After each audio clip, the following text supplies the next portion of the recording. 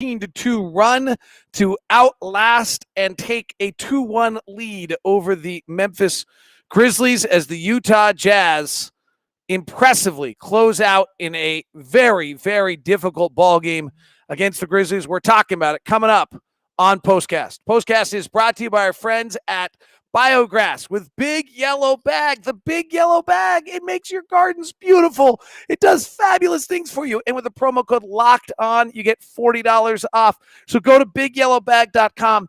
Enter in your zip code. It will tell you whether it can deliver. It'll bring it right to you. It comes in this bag. It's totally awesome. It's a great family Utah story, and you've got to love it. So you've got to go get your Biograss at bigyellowbag.com. All right, David Locke along with Ron Boone as the Jazz in a game that was tied at 98, 100, 103, 105, 107, 109, and then the Jazz closed it out by scoring 14 of the final 16 points of the game and stopping the Grizzlies, I believe, on 7 of their final 8 possessions.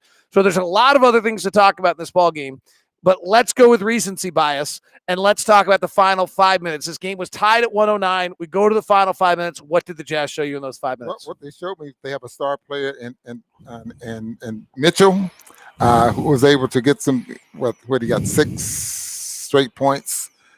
Conley, his leadership out there on the floor really made a big difference there. And in the closing minutes, when you have guys that can close out games like that, Donovan knocks down a 3, but he also gets to the free throw line. You find ways to put points on the board, and for the most part, took the Grizzlies out of the game. Mike Conley has been really, really brilliant the last 2 games. And I think a lot of it actually has to do with Donovan's return, because when Donovan's on the floor, there's so much attention that it lets Mike do what Mike needs to do. Yeah, and Mike is very comfortable now with this basketball team. He's very comfortable with Rudy.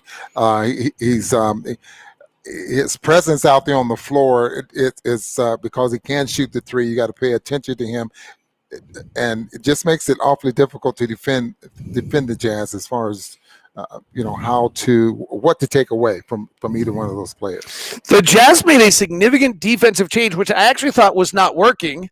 And then I now see the numbers that they got stops on 8 of the final 9 possessions. It'll be worth watching back.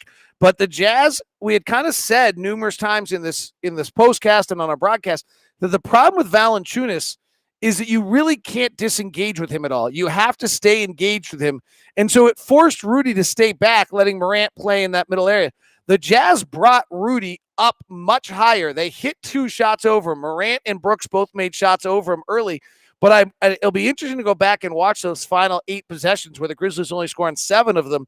Were those possessions where Rudy playing up suddenly changed the way they were able to attack? The other one I noticed in there is we've talked so much on our broadcast, if you've listened to our radio broadcast, which you should because it gives you really good information, is Morant's dominant left side, kind of okay in the middle, and then no right. The Jazz did force Morant. He did not get in his misses in that fourth quarter. He did not get all the way across to the left side. They were misses right in the middle of the paint or almost a little bit to the right. And he's so much dramatically better as he gets to the left side of the floor. And one of the reasons, David, that your thoughts are right on as far as bringing Rudy up. If you think about that continues to bother those shots. Now, you mentioned that Brooks and Morant made a couple of floaters over Rudy, but, they had to put the ball up a little bit higher in order for it to go in. They were very good shots. They're very good players. But how many lobs did they get to Valanciunas because after bringing Rudy up like that? And I think that's just the key right there. For the most part, they kind of took Valanciunas out of the play there, even though that was something I wanted to pay a lot of attention to. Those 2 guys, you look at their numbers, rebounds are just about the same. Rudy ended up with a few more points. I think Rudy ended up with 15, Valanciunas with only 10. But what player made a bigger impact on the ball game? Then it was definitely Rudy Gobert. Those numbers on Morant, by the way, on the left side of the floor this year in that kind of floater zone, he was 30 of 64, so basically 50%. In the middle of the floor, he was 47 of 120, so that's about 42%. On the right side of the floor, he only took 17 all season. He was 4 of 17. He is so great that he doesn't actually have to take that shot very often. They're not able to force him to take that shot, but you can see as he moves across, he gets much better. He didn't get as far across the lane late in the game. The other one I thought was really important in this game, Ron, and there's numerous times and kind of a big – the Jazz started brilliantly. They had the edge, and I thought Memphis really outplayed them from probably the beginning of the second quarter all the way to about the 5-minute mark of the fourth. Memphis, if you were watching the game, you would have thought Memphis was a better team, but Clarkson hits a tough shot.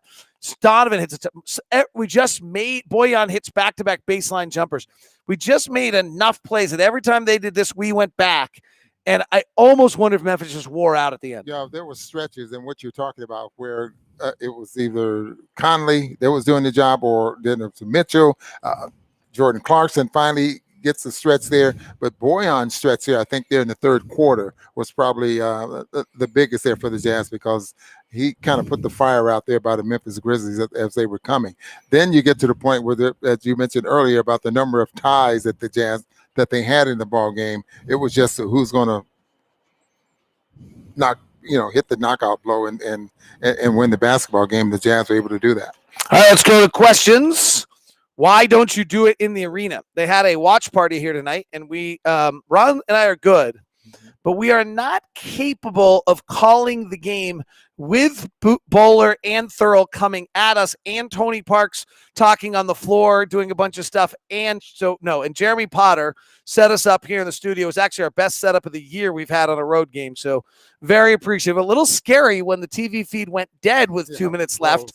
And I thought we weren't getting the final 2 minutes of the game tonight. That would have been less than optimal, but we'll see.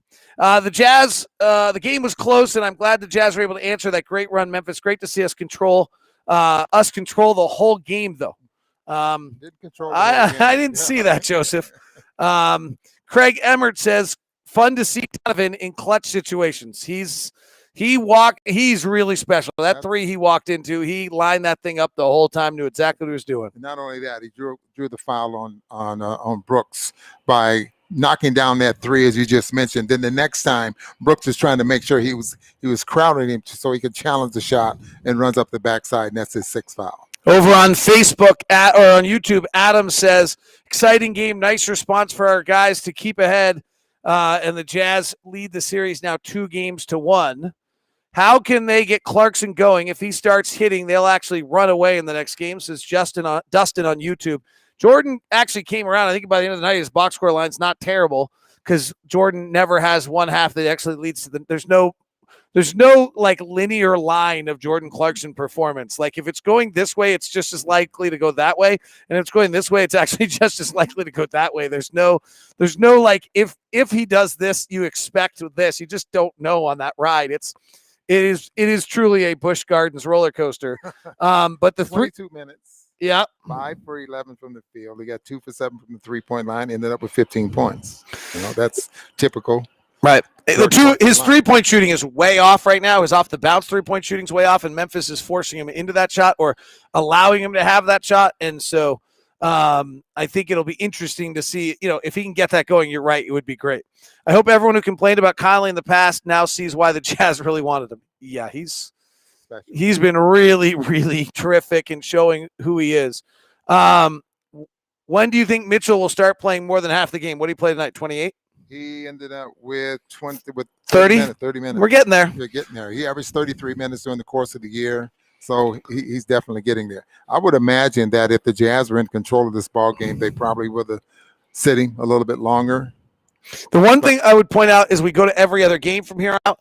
I think that impacted this game because Taylor Jenkins sat Ja Morant at a time which he did not sit him in when we had 2 days rest. And I think we have to keep an eye on Mike's hamstring and Donovan's ankle as we're suddenly playing every other day along the way. So that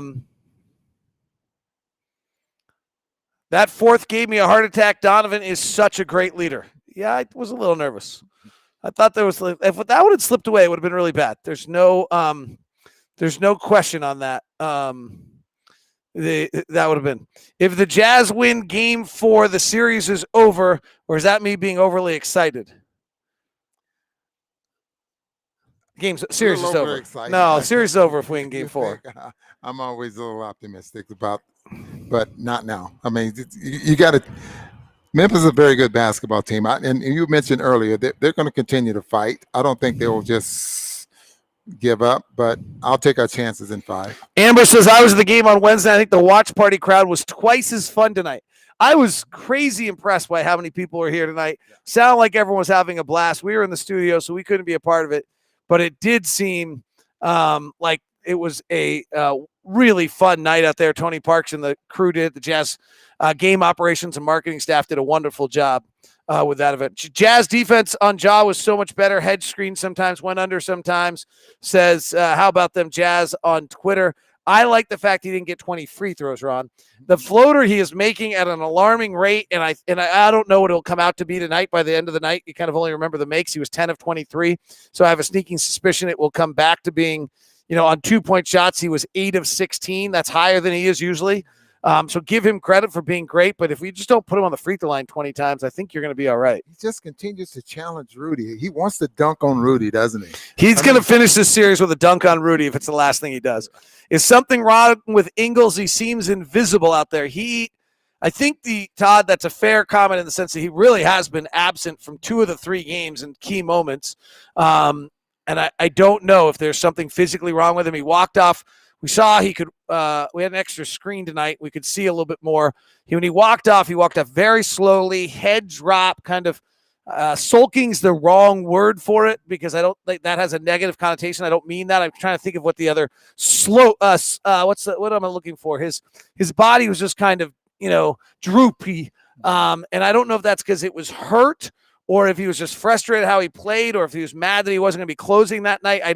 I don't know, but there's no question if we're going to go distances in the playoffs, we're going to need more than 3 points, no rebounds, and 1 assist in 24 minutes out of Joe Ingles. He is too important for this basketball team for that. Grant from YouTube says, lacking some hustle, but I'm sure Eaton's passing affected that. Great teams control the stretch and pull it out down the stretch. So, yeah, I mean, I think the 14-2 closing run is really, what we should talk about. It was pretty awesome to watch. Dylan Brooks fouls out of the game. That was a huge part of it as the Jazz were able to make a ton of plays. And finally, the Conley, Clarkson, Ingles, Niang, Gobert lineup was a factor in the last 2 games. Do you think it'll be a factor in the second round? I mean, I think that'll actually give Taylor Jenkins, who I'm just so wildly impressed with in this series. He made some adjustments tonight in their rotation that took away that advantage a little bit from us. And I think that's what you have to do if you play the Jazz. If you roll out your regular bench unit against our bench unit, we will throttle you. You have to make changes on that. So just think about that unit and how they get shots. It's dribble penetration, a ball movement, 3-point shot attempts, and not a lot of 2-point attempts. Tonight, they were able to break the paint with Conley for the most part. Sometimes they stay home on those shots, on those, and force you into something, or like those little runners or something like Conley was shooting. But that I don't think you can defend that if you're breaking the paint and playing fast. And what I'm saying is pushing the ball up the floor and taking that early looks. As we wrap this up, thanks for everybody for tuning in. Our thoughts are with Mark Eaton's family and his close friends.